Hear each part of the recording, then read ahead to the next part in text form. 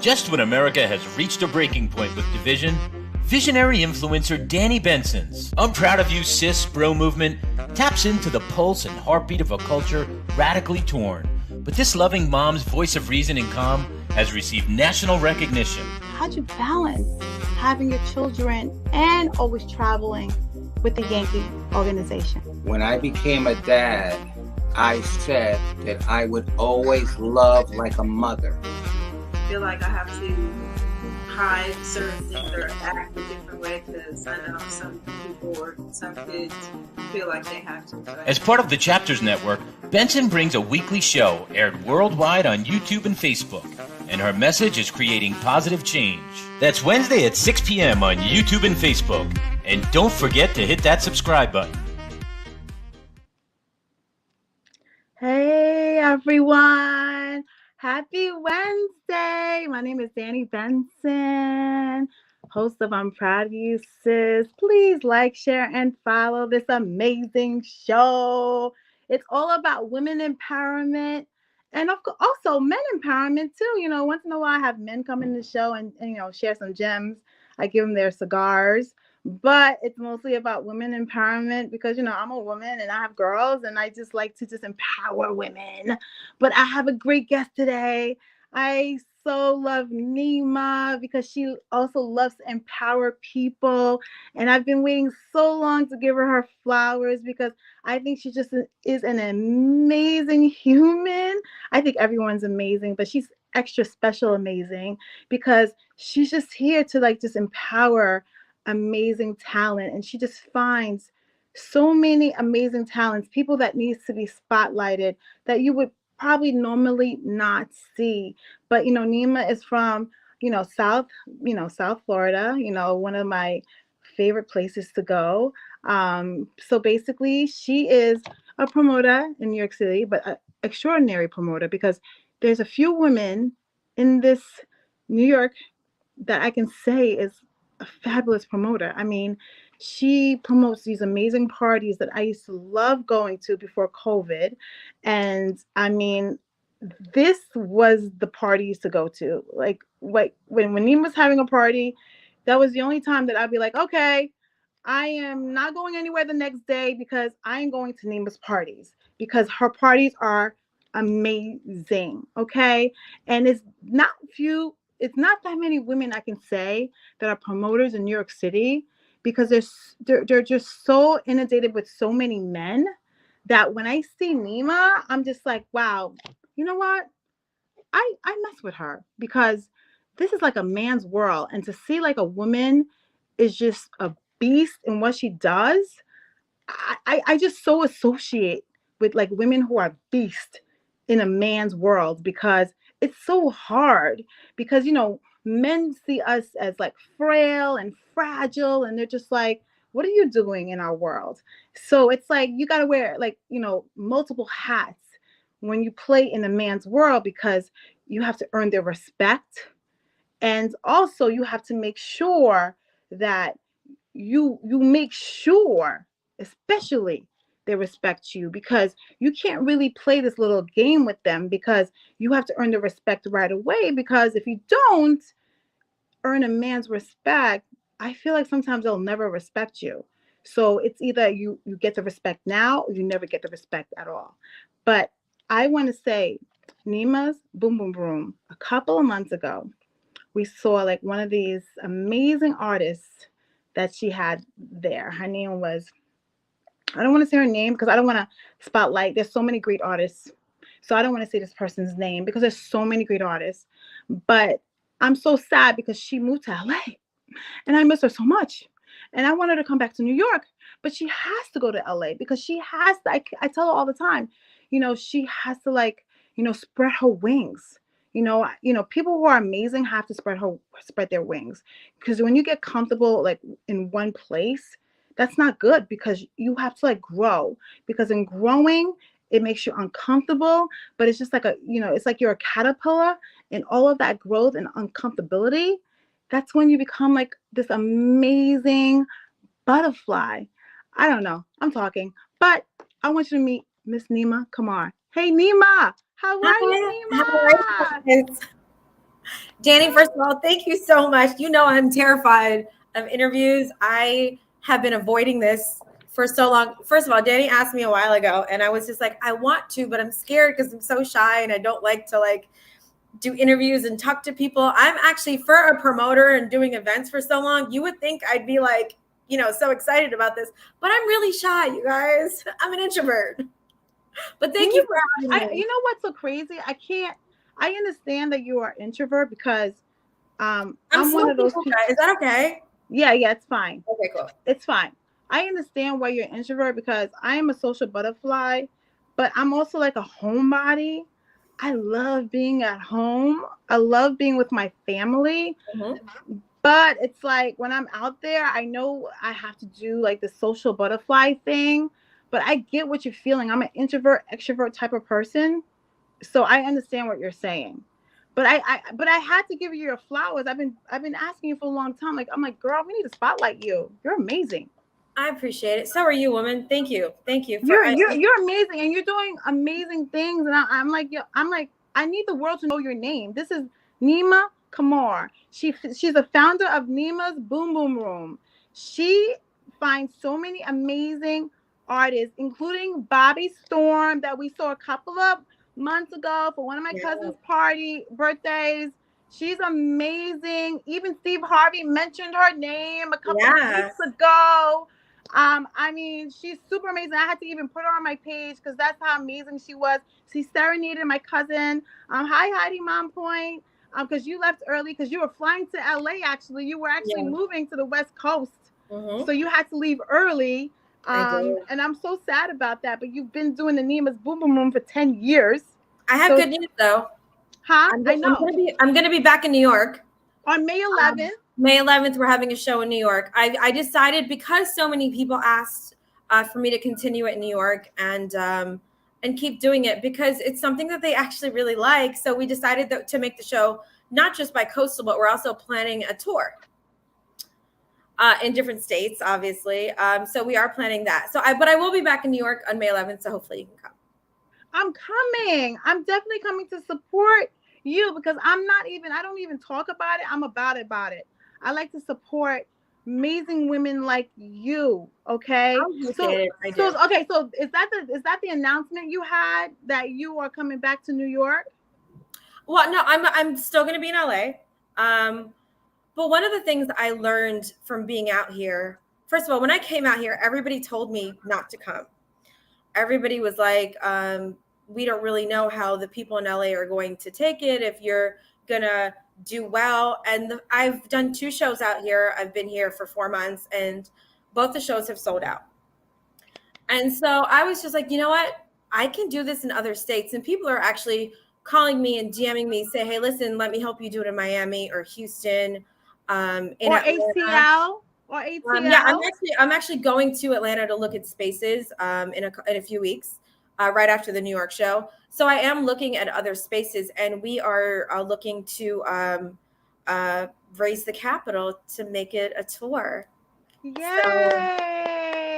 I'm so happy for you because you know why? There's so many amazing talents in this country that don't get showcased because it's always like no disrespect to like the Cardi B's and the Beyoncés. I mean, they're just amazing talents in themselves. Yeah.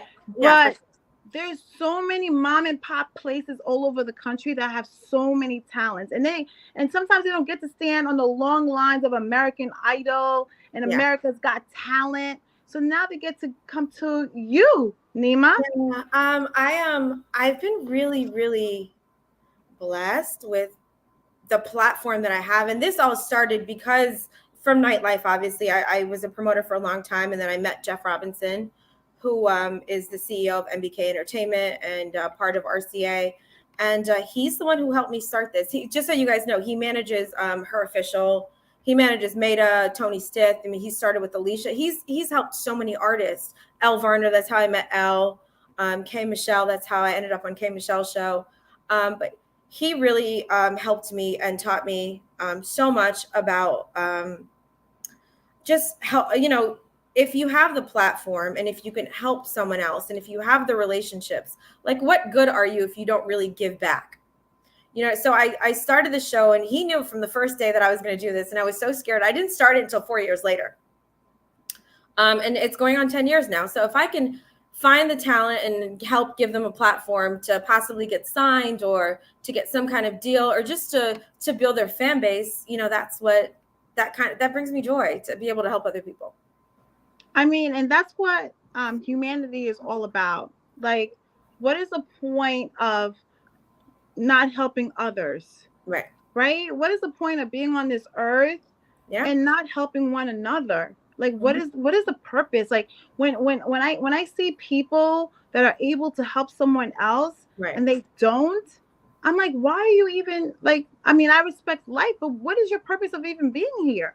Yeah. If you're not, because in helping someone else, you are helping the world to be a better place. You are helping the world to expand. You are helping just to make humanity just into a better humanity. And that's why I appreciate you so much. And that's why I'm so proud of you, sis. Thank I'm you. so proud because what you're giving to this earth, what you're giving to your humanity is going to hopefully find the next superstar. It's going to make someone's dream come true. It's going to bring someone some joy, some happiness, or even if they don't make it, it's just finding that piece of coming on stage and giving their talent to the people that are standing in front of them. That's also a dream come true, maybe that they weren't able to do before. Right. And you get to give them that. And on the flip side of that, I feel like when I got to LA, I mean, some people were negative, right? But then a lot of people really, and even in New York, a lot of people really appreciated having a place to go to where they can listen to live music and comedy, and just missing that culture that certain places don't have. So being, when someone comes up to you at the end of a show and they're like, wow, you put on a great show, and thank you for doing this for the city, like that's so dope to me, because you give the artist a platform, but you're also giving someone something to do on a Tuesday or Wednesday night, to make, whatever, it's a date night or whatever it is. So if I can make people happy, that's, that makes me happy. No, you know what? You're so right, because I miss the days of this live entertainment, like live comedy. You remember just because it's so much authenticity in it. Yeah. Instead of it just being in the studio and just being produced in the studio, it's great just seeing comedy that's live. It's great seeing musicians singing live, and it's not auto-tuned in the studio, because that's when you know it's raw talent. And those I cannot stand auto-tune. I mean, that's one of the requirements of being on the show. You have to submit live music performance. If you can't sing live, you're not getting on the show. And a lot of people get mad at me. I get some mean emails and some mean DMs, but that's just, for me, that's my brand, and that's what I want to stick to. Like, don't get me wrong, there's tons of artists that make it, that are very famous and on the radio, that cannot sing. But nowadays, it's not even about just that. It's about streaming. It's about numbers. It's about how many followers did you pay for. So the music industry is definitely changing. But for me, I want to stick to the classic brand, and what to me music is really all about. And when you stick to the authenticity, that's when the artist has the longevity, because that's why artists had longevity from years past, because they had actually real talent. Yeah. See, when you like, no disrespect to artists of today, because this is a new generation of social media, so you're in and you're out. But the artists of yesterday, the reason that they last for decades was because they really had raw talent. They really knew how to sing, where there wasn't no auto-tunes hiding their voice. They really knew how to play, most of them knew how to play an instrument. Yes. Most of them knew how to write their own music. So their longevity lasted longer because they have these talents within them, and that's why they sold millions of records without, buying streams or all this other stuff that we they do now to make an artist last longer than they really should be lasting for. And you can tell when someone just has 1 million followers on Instagram and then they say, oh, I want to do your show, and they only sell 20 tickets. Does that make sense to you? So just because you have, go ahead, I'm sorry. Nima, better yet, those artists can't even sell a whole stadium. Yeah, I mean that's way bigger. I haven't reached that point yet, but yeah. No, meaning like if you have a million followers, why aren't you like selling out stadiums? Yeah. And that's one of the key points when I book an artist for the show. I make them commit to selling a certain amount of tickets. And, that teaches them, hey, listen, you know what? I didn't do so well. I need to really go back and interact with my audience and learn how to build a real fan base.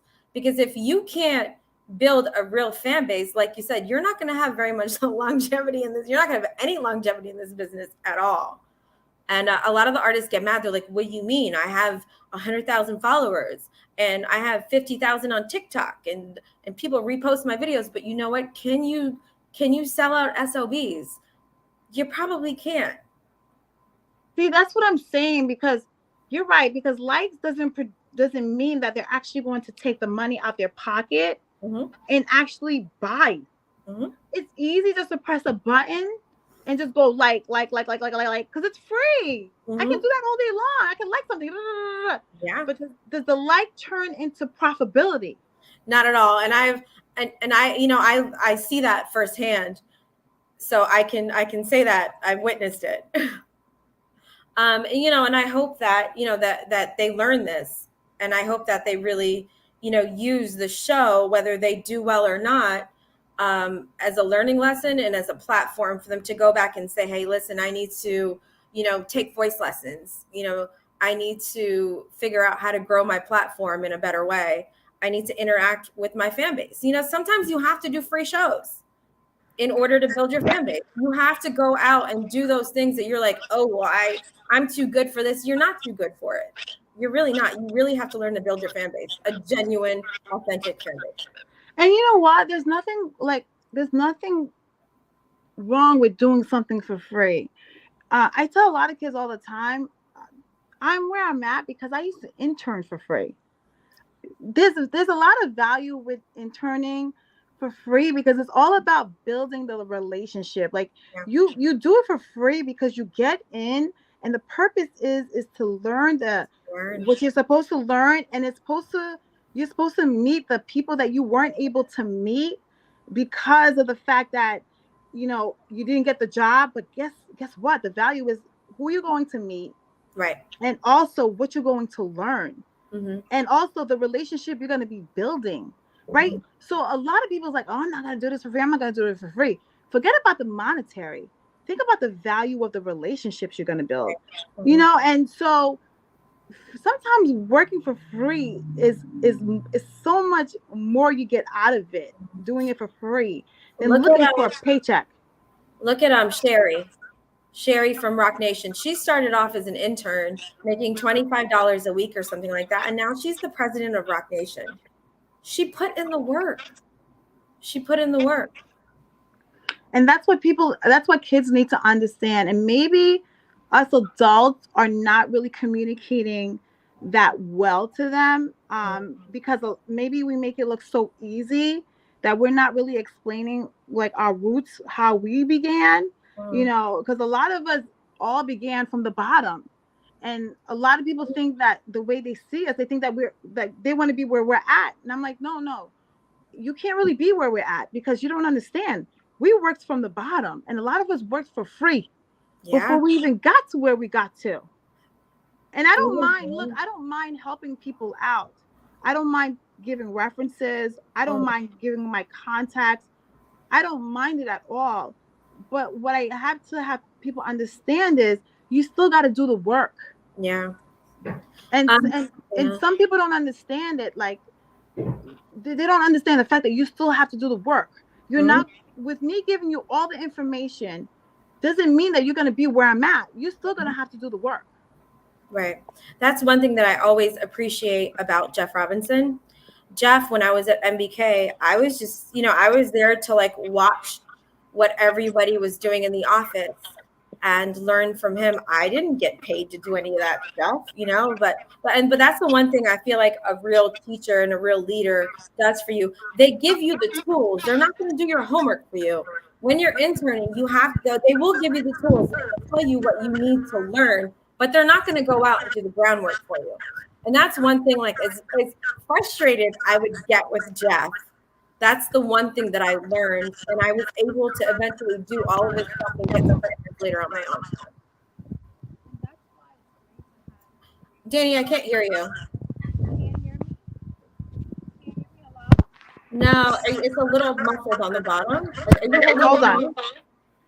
Yeah, can you hear me now? Yes, so much better.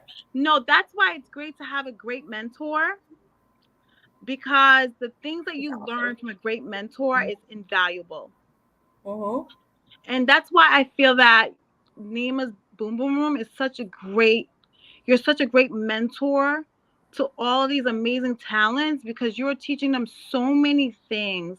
Because nowadays in music, there's no artist development anymore.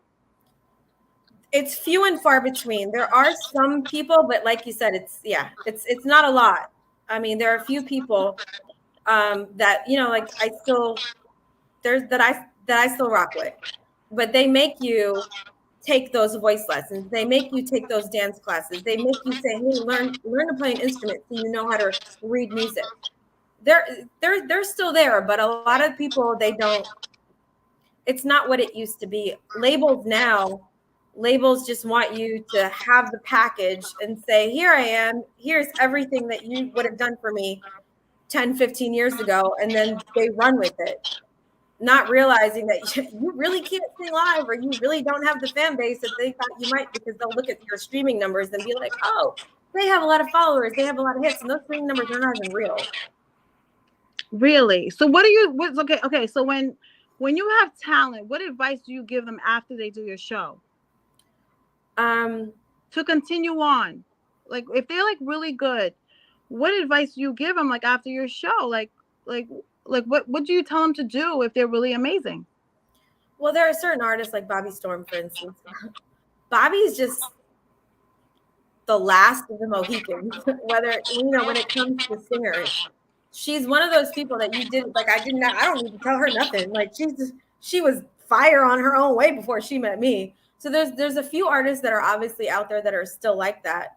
But for the ones that are coming up, one of the first shows that I had in LA, I met this young lady, and she was on the show, and she's great. She has a great following, great personality. She's young, she's 19, but her confidence on stage wasn't probably where it needed to be. And I say, "Hey, listen, you need to do as many shows as possible. You need to get up on that stage so you can get more comfortable, because what people in the audience, whether they're in the music industry or not, they can tell when you're not confident on stage." So I don't know if it's whether you need to take a stripper pole class or you need to take a dance class or a salsa class or keep doing more live shows. You need to do as many shows as possible so you can get comfortable on that stage. I can't hear you again. Yeah, what happens is I think confidence is within. I don't think you could learn confidence. I might disagree with you on that, because I saw an artist when she first came out, who she was very shy, and years later she's the shit on stage. And you really have to do the work. Like I know like artists that could barely hold a note when they first started. You got to go out and you have to take those voice lessons. You got to get with my guy Craig Berry, who is an amazing voice coach, or people like that, and really work on your craft. It's practice. It's like a sport. If you don't practice, you're not going to get better. So what advice do you give to singers that are doing this TikTok thing, are on Instagram, like they're displaying the talents on Instagram, on TikTok? Because like how are you finding these talents? Are you on TikTok? Are you on Instagram? Are you on Facebook? How are you finding these amazing talents? So I'm not gonna lie, I'm not on TikTok. I'm not really a fan of TikTok. I do find a lot of the artists I stalk YouTube. I stalk people's Instagram pages. Like I love when artists put live, when they sing live on their Instagram. A lot of the artists will go and do covers, and I think that's a great way. You can put up as many music videos as you want. You can send me, what is that one thing that people do? The name of it, SoundCloud. Like you can send me as many of those your records as you want on SoundCloud. If you don't send me live videos, then I'm not paying attention to you. I'm not, because anyone can record a song. You can record a song, Danny, and you could sound amazing with some auto-tune. You know what I mean? So one of the things I would say is. So wait, so when you say live, let's clarify. You mean a cappella? No, I mean you can sing live with like, you know, a track in the background or with a guitar or someone playing. A cappella is obviously great, but one of the ways that I look for artists is that, you know, how much experience do you have at a live show, you know, on stage in front of an audience? Because again, it goes back to that confidence part, right? Like how much of a following do you have? So I don't necessarily pick artists that are just starting out. I'll go back and say, hey, listen, I don't think you're ready to do the show yet. But the artists that I feel like are ready, I will put them on the show. And, you know, you really have to be at that stage where you have some original music, where you are confident on stage, and you can get through a set without being nervous. Or I had this girl stop the band in the middle of a show once because she forgot her words. Like, you can't do stuff like that. You can't. I mean, obviously she was nervous. Yes, again, so she wasn't ready, and that might have been my fault, you know, for allowing her to get up there, because it was a sold out show too. But did she at least play it off?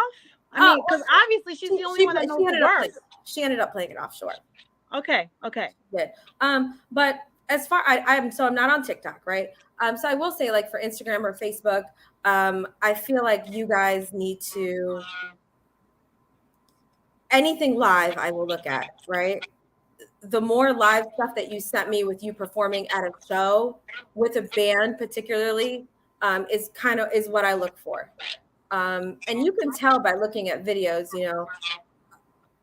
I had one artist, just to give you an example, she could not make eye contact for nothing. She was doing that thing with her eyes where she was all over the room, and that's how you tell someone's nervous. Stupid little things that you notice. So it's just really, you have to practice every single day. Again, it's like a sport. Football players, basketball players, hockey, whatever it is, they're in that gym every single day. And I feel like artists need to do the same thing. Yeah. To the point that they can do it with their eyes closed. To the point that they're in front of the stage with millions of people, and it doesn't even matter. They don't even see the people. They've done it so many times that they're just doing it. Just like Beyonce. Sometimes I feel like she has blinders on.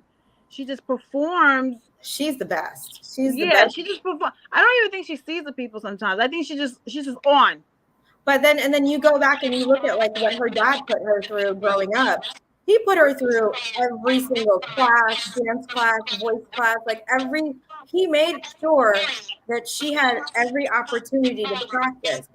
And I don't know exactly too much of her background, but I do know her dad was like, you know, if you want to be the best, you're going to have to practice every day. I mean, it's the same thing like Tiger Woods. It's the same thing like I just saw Richard King with the Venus. Same thing. You're right. It's all about practicing. It's all about starting. It's all about practice. Just like, you know, it's so funny you say practice, because I think about that basketball player. I don't know what was his name, was Iverson, that was like, I don't practice. You remember when he said some crap like that? He said, like, I don't practice. I remember that. He's like, I don't practice. And I was like, okay, you're just one. You're perfect. You don't practice. But a lot of us have to practice. Yeah, he was 1-1. One on one. He was a special one. But a lot of us have to practice. But I want to say thank you so much for coming on I'm Proud of You Sis. Everyone, Nima is going to be in New York on May 11th. Hopefully you're going to be coming out here once a month. to do Nima's Boom Boom Room. That's the goal. That's the goal. But you're also going to be coming all over the country Yes. to display and showcase amazing talents. So I'm looking forward to that. I want to give you your flowers. I'm so happy that your brand is growing. And I want to say thank you so much for coming on. I'm proud of you, sis. And I can't wait for you to come back. I will see you soon, Danny. Thank you. I will see you soon. Thank you for coming. And thank you everyone for joining us. Bye everybody. Bye, everybody. Thank you for coming. Bye.